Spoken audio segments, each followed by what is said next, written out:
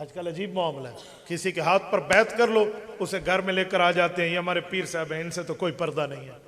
کیوں؟ یہ پیر ہے یا ہجڑا ہے؟ اس کو کسی قسم کی شاہوانی نظر نہیں ملی، تم نے اس سے پردہ ختم کر دیا۔ اور خدا کے بندے، حضرت رسول اللہ کا گھر تھا، رسول اللہ کی حرم، حضور کی عزت سیدہ ام سلمہ ام المؤمنین رضی اللہ عنہ تشریف فرما ہے، ساتھ ایک اور بیوی ہے، نابینا صحابی عبداللہ ابن ام مکتوم آئے، جس کے لیے قرآن میں ان جاءہ الاعمی کی آیت اتری ہے، وہ شریف النسب آیا جس کے لیے اللہ نے اس کی تائید فرمائی، آنکھوں سے نابینا وہ آئے، حضور پاک نے فرمایا احتجبا منہ، اس سے پردہ کرو۔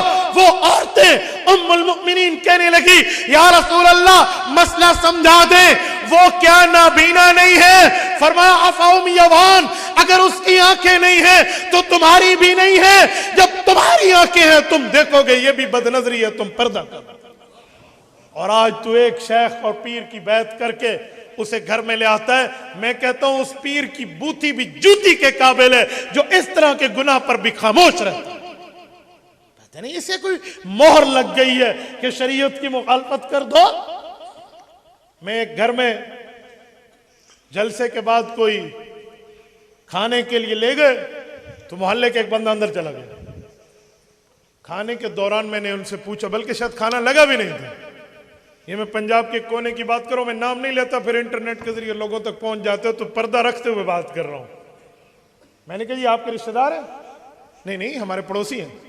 تو میں نے کہا تیرے گھر میں بغیر پردے کے اعلان کے کیوں آیا؟ جی ایسا ایک بیکل پردے لہایا ہے۔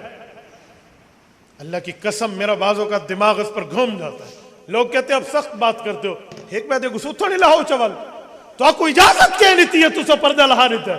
بھئی تجھے اجازت کس نے دی ہے؟ تو اللہ کے حکم کو ختم کرے گا؟ کل تو شلوار اتار کے بھی بیٹھ جا، بھئی ہم نے ایک دوسرے کے سامنے شلواریں اتاری ہوئی ہیں، پھر آپ کو کس نے کہا کہ آپ پردہ اتاریں؟ جب وہ تمہارا غیر ہے، نامحرم ہے، پھر تو اس سے پردہ اتارے گا۔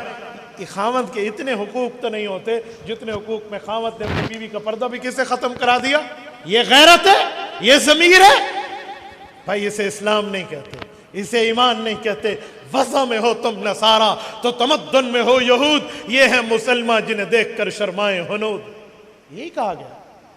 تبارك الذي نزل الفرقان على عبده ليكون للعالمين